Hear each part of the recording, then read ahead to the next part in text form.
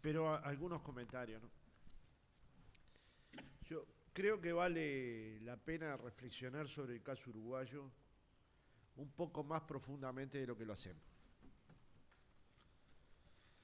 Porque esa penillanura levemente ondulada hizo transformaciones profundas en el Uruguay. Profundas. Uruguay cambió su carga tributaria. Uruguay reformó los impuestos. Y aunque no lo quiera admitir la izquierda, tocó a los más poderosos. Y aunque no se haya hecho muy público, tocó a los más poderosos. Solamente la última modificación tributaria que se llamó consolidación fiscal, 60 millones de dólares a las personas que tenían más recursos en Uruguay. Uruguay transformó el Sistema Nacional Integrado de Salud. En Uruguay todos tenemos salud. Esto que parece tan fácil de decir es cruzar la orilla para cualquiera de los dos lugares para ver que la salud no es tan derecho, ni es tan sistema, ni es tan pareja. Y en todo caso, el que tenía mayor poder adquisitivo compró un seguro privado de salud y lo atenderán en 4 minutos. Pero dimos un estándar de salud igual para todos.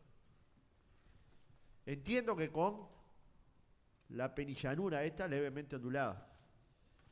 Uruguay le dio una computadora a cada niño y colocó internet en el 85% de los hogares. Uruguay electrificó el 99.7% de los hogares. Ningún guarismo de esto es posible hacerlo parecido en América Latina. Uruguay hizo la transformación laboral más importante del mundo. No del continente, del mundo. Con eso que se llamó sistema de relaciones laborales, pero que es ley de negociación colectiva en el sector público. Averigüemos dónde el sector público negocia colectivamente. Con dificultades sí, pero está. Ley de libertad sindical, ley de responsabilidad penal empresarial, un conjunto de normas que por lo menos a mí como expresidente del PIT-CNT me enorgullecieron, pero que no siempre los colocamos en el nivel de importancia que tenían. Uruguay duplicó el presupuesto educativo y duplicó el salario de los maestros en 15 años, pero triplicó el de las trabajadoras domésticas y cuatriplicó el de los peones rurales. De esto no hablamos los uruguayos. Uruguay generó un nuevo sistema, la nueva agenda de derechos, que es fácil hablar de ella, pero que es combatir el sentido común, que es lo que estaba planteando Lilian, en el sentido que es fácil hablar de la ley de salud sexual y reproductiva, de la interrupción voluntaria del embarazo, pero luego fácilmente con discursos baratos te generan un sentido común contrario, pero en Uruguay se aprobó. En el Uruguay, inclusive con dudas de nuestro presidente, se aprobó la legalización de la venta de marihuana en la farmacia. Y esto fue un cambio revolucionario y también una forma de ver la democracia que incluso con un presidente que no estaba seguro se pudo hacer. Y hoy nos damos cuenta que es el camino. Hoy el actual presidente de la Junta Nacional de Drogas no quiere escuchar hablar de suspender este proceso. Ni hablar. Uruguay pudo hacer estas cosas porque tuvo un gobierno de izquierda.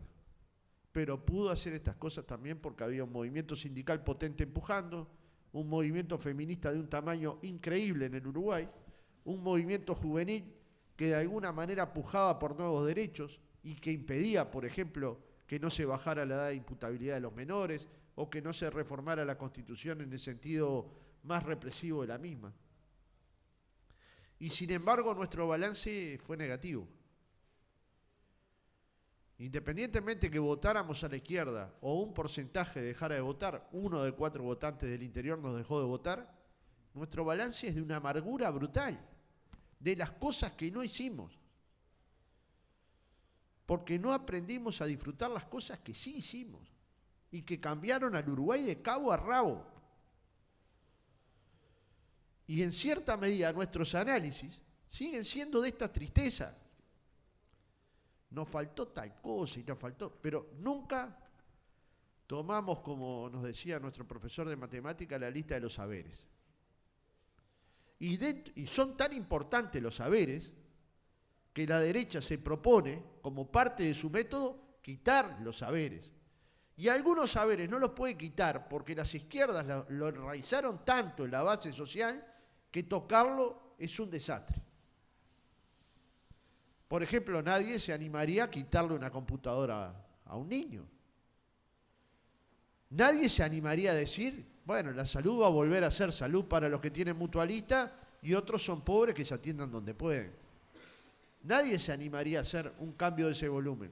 Sin embargo, sacan esta ley, terrible ley, en el medio de una rendición de cuentas donde todo el mundo está peleando una parte de su futuro, que es cruel, para llamarlo de una manera razonable.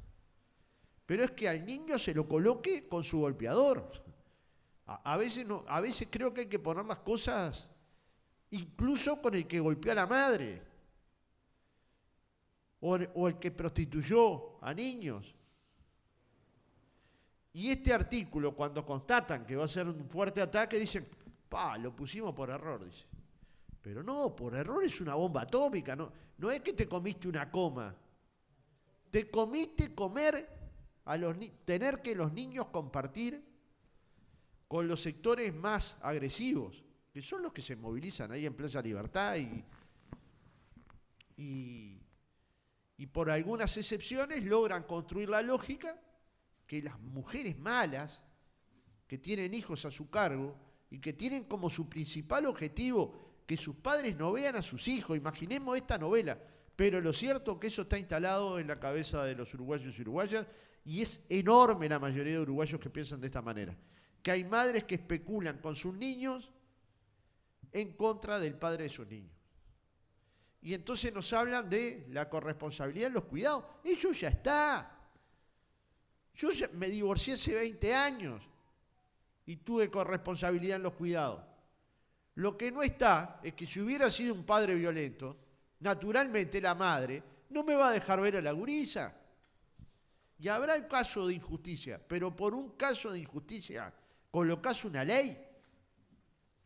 O 20 casos. Ayer mirábamos cuántos casos habían llegado al Tribunal de Apelaciones. Ya eran 20 casos en un año.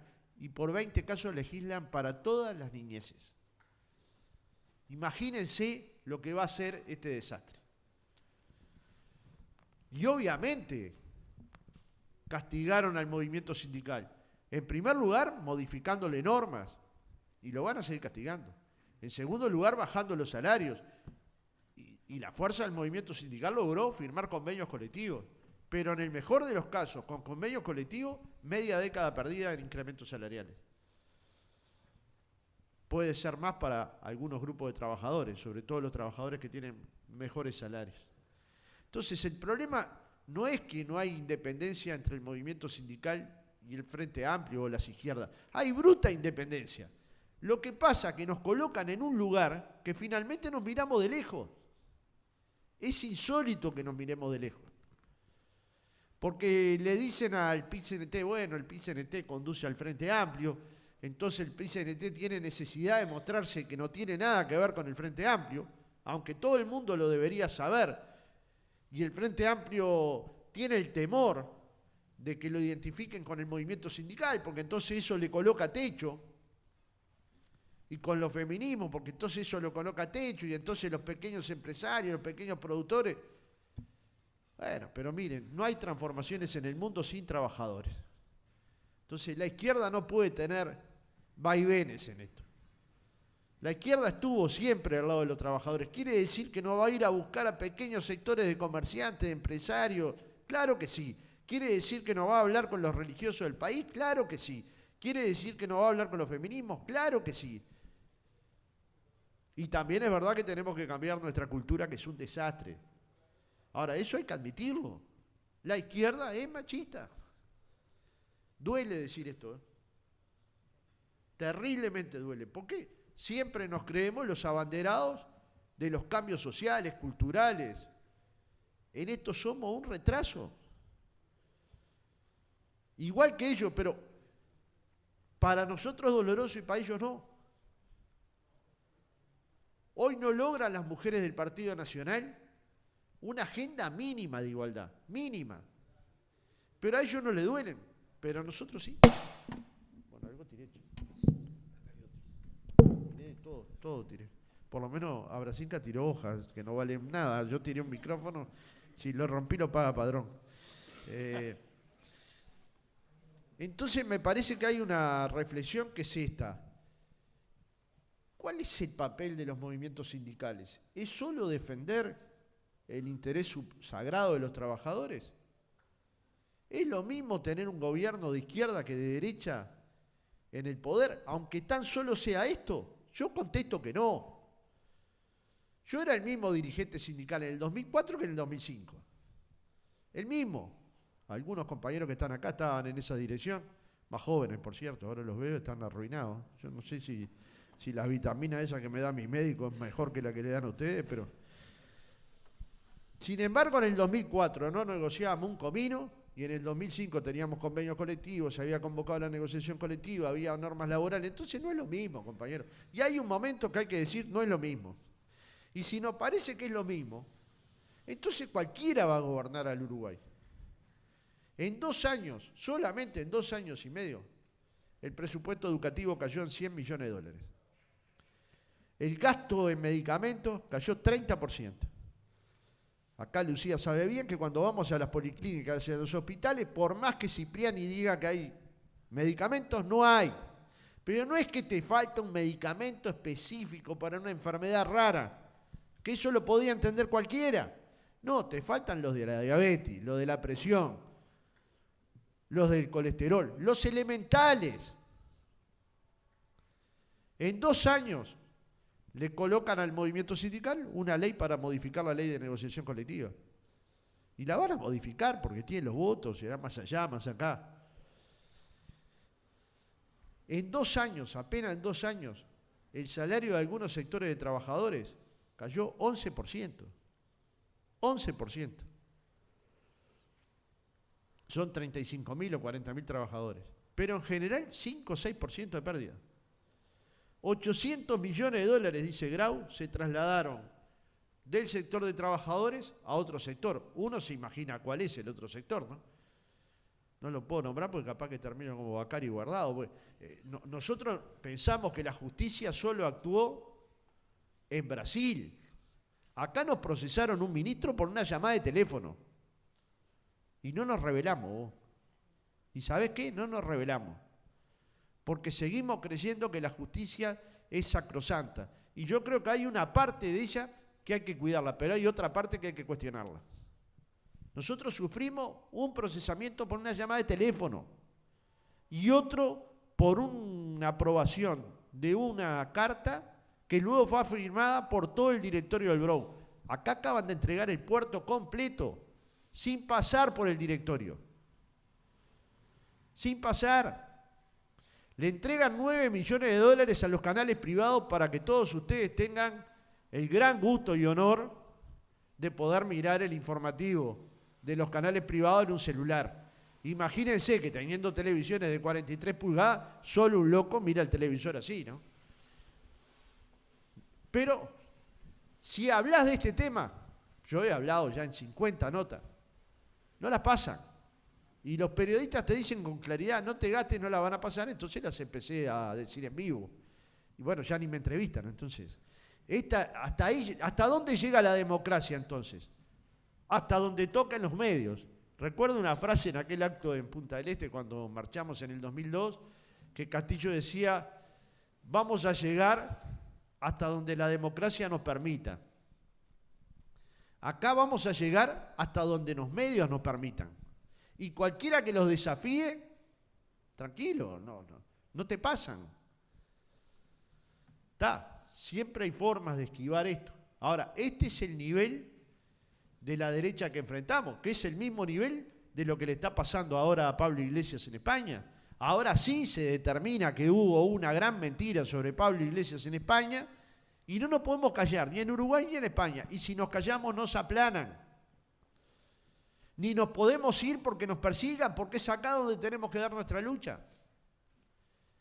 Y naturalmente, esta es una mirada nacional, porque si andan colocó la mirada internacional, entonces me evitó. Pero también ahí tenemos un problema.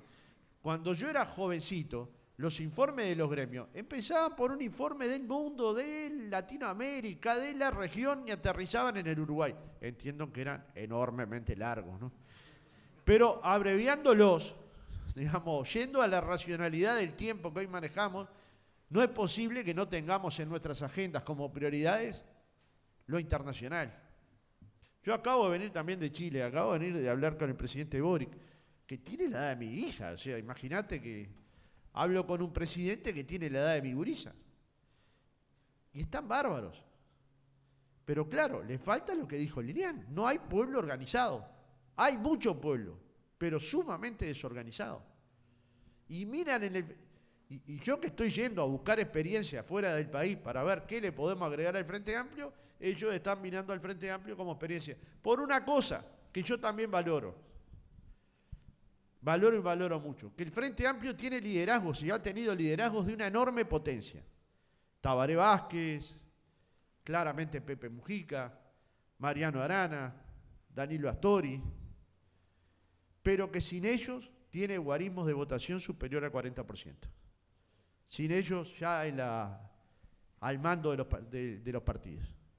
Y eso supone que el partido no dependa únicamente de liderazgos muy potentes. Este es un gran diferencial del Frente Amplio. Ahora, claro, hay que desarrollarlo, hay que practicarlo, tiene que ser con paridad. Nosotros nos propusimos en el Frente Te Escucha que no salimos sin paridad.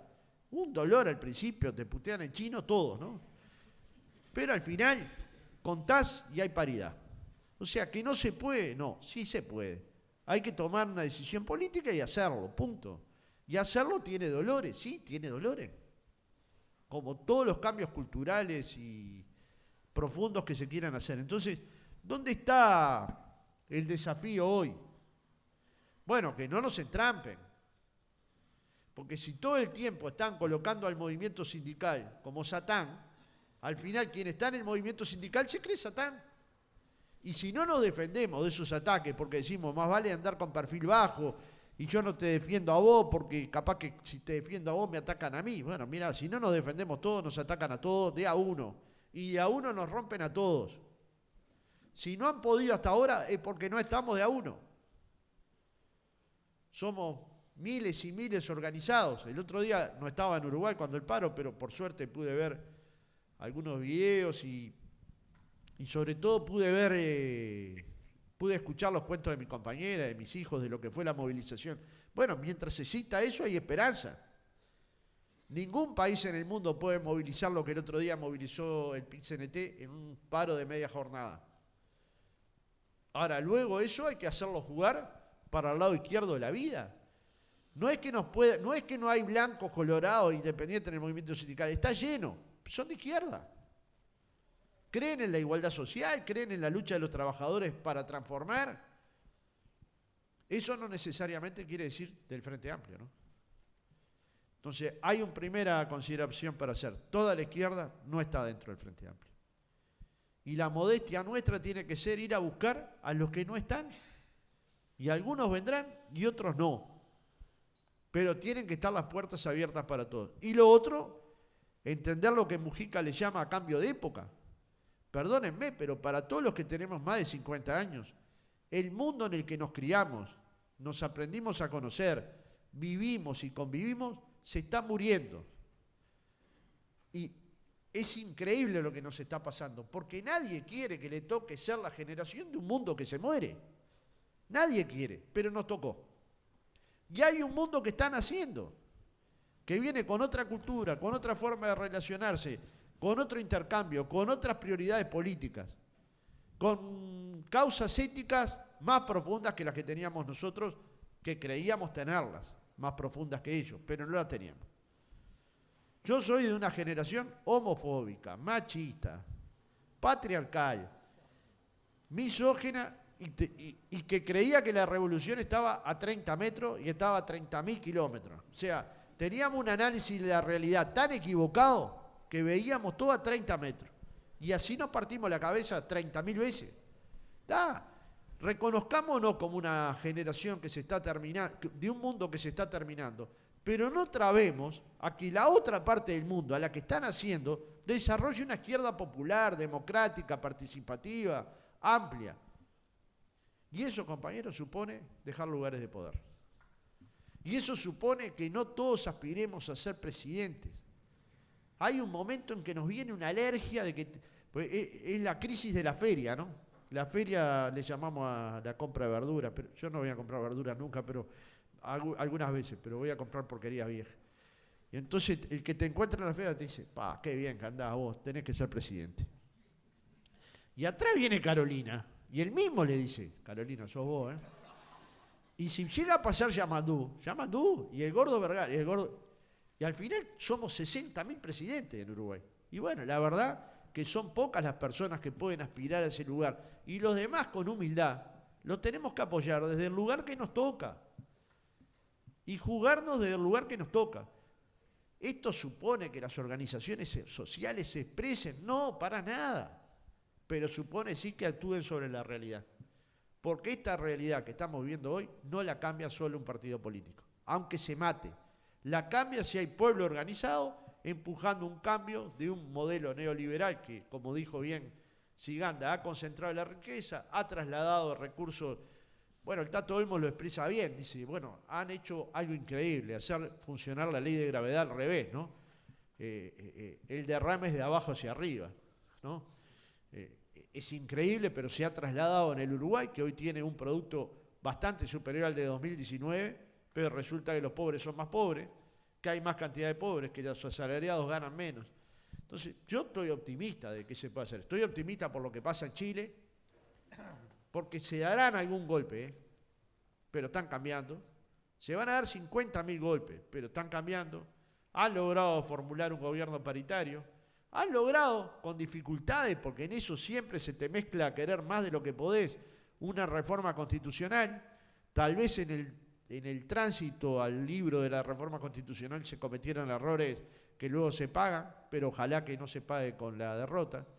Ahora la democracia cristiana se sumó al apruebo y eso puede suponer un cambio en el estado de ánimo de los chilenos. Lo que pasó con Petro era imposible de pensarlo hace 10 años. Me parece que todos acá estábamos resignados a que Colombia, la izquierda siempre iba a ser un testimonio. Estamos esperando el triunfo de Lula, porque también cambia el ánimo de toda América Latina, no solo de Brasil, también de Brasil, pero de toda América Latina. Y yo estoy esperando que el Frente Amplio vuelva a gobernar. Y estoy esperando porque las transformaciones que hizo, que son las que mencioné al principio, cambiaron la calidad democrática del país. Y en algún momento esto lo tenemos que poner en valor. Mientras sean conquistas clandestinas, la gente no sabe quién las hizo. Mira, hay una escuela de tiempo completo en Caraguatá, nuevita, inaugurada en el 2016, 2017, primer mundo la escuela. Que los pobladores de Caraguatá, las organizaciones sociales de Caraguatá, que son pocas y pequeñas, creen que las hizo el intendente del departamento. Ahora, eso ya no es timidez, eso es casi estupidez. Porque una cosa es ese prejuicio que tenemos a la izquierda de mostrar las cosas que hacemos, porque eso es lo que teníamos que hacer. Eso es lo que me dicen mis compañeros. No hay que mostrar lo que hacemos porque eso es lo que teníamos que hacer. Sí, es verdad, pero para poder seguir hacerlo, para poder seguir haciéndolo, la gente tiene que saber quién lo hizo. Y si no, alguien va a inaugurar por vos la obra. No es que la obra quede inaugurada por el Espíritu Santo. Alguien va a venir y la va a inaugurar. Así que creo que tenemos muchas cosas para hacer, pero también creo que tenemos una enorme confianza en que el Uruguay y esta penillanura suavemente ondulada según el maestro que te tocara, también hace transformaciones profundas que en el mundo las miran con atención y que nosotros las dejamos pasar como si no fueran nada, absolutamente nada. Y luego está todo el planteo de la compañera. Si no entendemos este planteo, pero ahí me abrevias, es que no entendemos por dónde se está cambiando el mundo. Y si las compañeras son atacadas, uno piensa, ¿cuáles son las dos organizaciones más atacadas? El PIT-CNT y el feminismo. Después siguen firmas, pero acá están las dos más atacadas.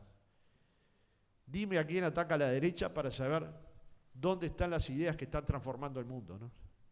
Y la derecha ahí no erra, porque sí tiene estrategias a 30 años.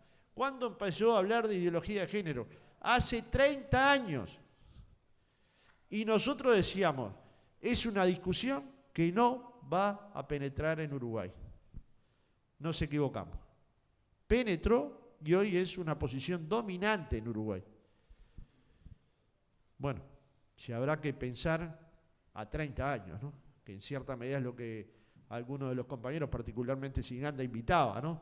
No solo mirar la situación actual, no solo quiénes ganan y quiénes pierden, sino cuál mirada estratégica queremos tener, si no, no vamos a tener táctica posible. Haremos 50 frentes de escucha, pero si no sabemos hacia dónde vamos, escucharemos y no sabremos qué hacer. Me parece que el Frente Amplio, las organizaciones sociales, están encontrando sus caminos independientes. A veces ni hablamos entre nosotros, ¿no?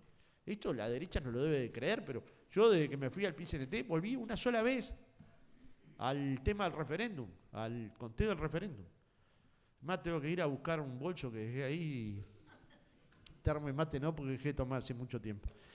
Así que muchas gracias por todo.